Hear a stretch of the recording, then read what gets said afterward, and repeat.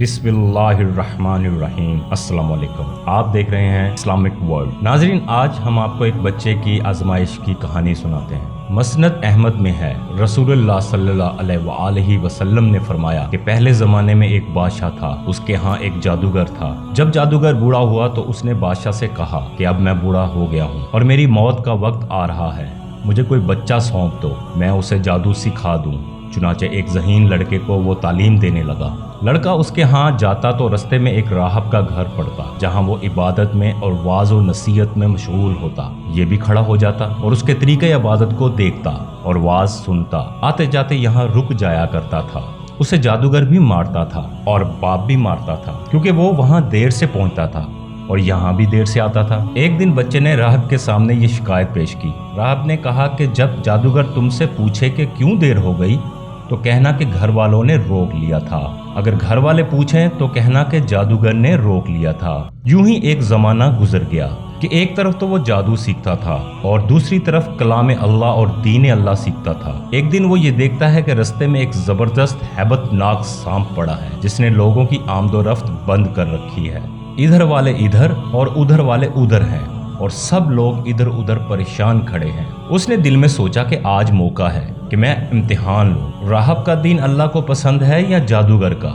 یہ سوچ کر اس نے ایک پتھر اٹھا کر اور یہ کہہ کر اس پر پھینکا کہ اے اللہ، اگر تیرے نزدیک راہب کا دین جادوگر کی تعلیم سے زیادہ محبوب ہے تو اس جانور کو اس پتھر سے ہلاک کر دے تاکہ لوگوں کو اس بلا سے نجات مل جائے۔ پتھر لگتے ہی وہ سانپ ہلاک ہو گیا اور لوگوں کا آنا جانا شروع ہو گیا۔ اور پھر لڑکے نے جا کر راہب کو خبر دی اور اس نے کہا کہ پیارے بچے، آج کے دن تو مجھ سے افضل ہے اور اللہ کی طرف سے تیری آزمائش ہوگی۔ اگر ایسا ہوا تو لوگوں کو میری خبر نہ کرنا۔ اب اس بچے کے پاس حاجت مند لوگوں کا تانا لگ گیا۔ اس کی دعا سے اندھے، کوڑھی، جذامی اور ہر قسم کے بیمار اچھے ہونے لگے۔ بادشاہ کے ایک نابینا وزیر کے کان میں یہ بات پڑی۔ وہ بڑے تحفے تحائف لے کر حاضر ہوا اور کہنے لگا، مجھے شفا دے دے تو یہ سب کچھ تجھے دے دوں گا۔ اس نے کہا کہ شفا میرے ہاتھ میں نہیں، میں تو کسی کو شفا نہیں دے سکتا، شفا دینے والا اللہ واحد لا شریک ہے۔ اگر تو اس پہ ایمان لانے کا وعدہ کرے تو میں دعا کروں گا۔ اس نے اقرار کیا اور بچے نے اس کے لیے دعا کی۔ اللہ نے اسے شفا دے دی۔ وہ بادشاہ کے دربار میں آیا اور جس طرح اندھا ہونے سے پہلے کام کرتا تھا اسی طرح کام کرنے لگا۔ اس کی آنکھیں بالکل روشن تھیں۔ بادشاہ نے متعجب ہو کر پوچھا، تجھے آنکھیں کس نے دیں؟ اس نے کہا، میرے رب نے۔ بادشاہ نے کہا، ہاں، یعنی میں نے دی ہے؟ وزیر نے کہا، نہیں، میرا اور تیرا رب صرف اللہ ہے۔ اب بادشاہ نے اس کی مار پیٹ شروع کروا دی اور طرح طرح کی تکلیفیں دیں اور پوچھنے لگا، تجھے یہ تعلیم کس نے دی؟ آخر اس نے بتایا کہ میں نے اس بچے کے ہاتھ پر اسلام قبول کیا ہے۔ بادشاہ نے اس کو بلایا اور کہا، اب تم جادو میں کامل ہو گئے ہو، اندھوں کو دیکھتا اور بیماروں کو تندرست کرنے لگے ہو۔ اس نے کہا، غلط ہے، میں کسی کو شفا نہیں دے سکتا، نہ جادوگر ہوں، شفا اللہ کے ہاتھ میں ہے۔ وہ کہنے لگا، اللہ تو میں ہی ہوں۔ بچے نے کہا، ہرگز نہیں۔ بادشاہ نے کہا، پھر تو میرے سوا اور کو رب مانتا ہے؟ تو اس نے کہا، میرا اور تیرا رب اللہ ہے۔ اس نے اب اس بچے کو طرح طرح کی سزائیں دینا شروع کر دی، یہاں تک کہ راہب کا پتہ لگا لیا اور راہب کو بلا کر کہا کہ اسلام چھوڑ دے۔ اس نے انکار کیا تو بادشاہ نے اسے آرے سے چڑھوا دیا۔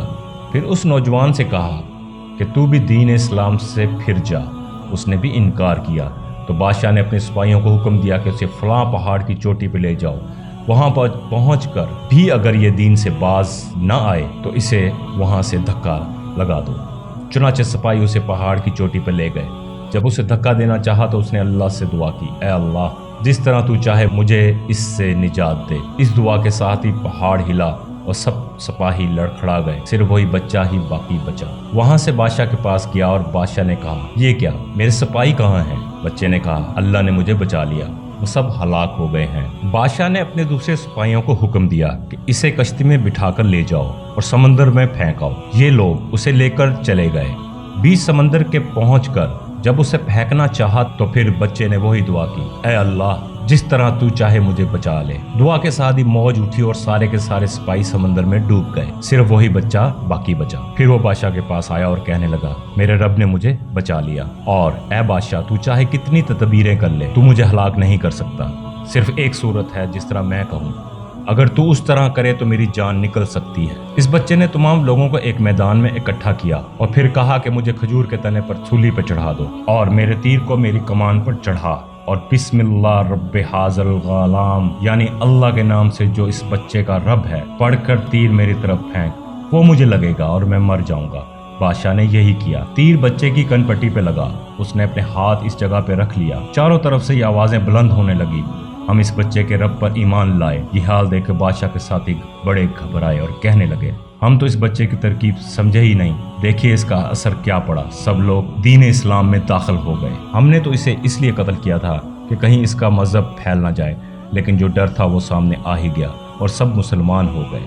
بادشاہ نے کہا، اچھا یہ کرو، تمام محلوں اور رستوں میں خندقیں کھودو، ان میں لکڑیاں بھرو، آگ لگا دو، جو اس دین سے پھر جائے چھوڑ دو اور دوسرے کو اس میں پھینک دو۔ مسلمانوں صبر و شکیب اور سہارے کے ساتھ آگ میں جلنا منظور کیا اور اس میں کودنے لگے۔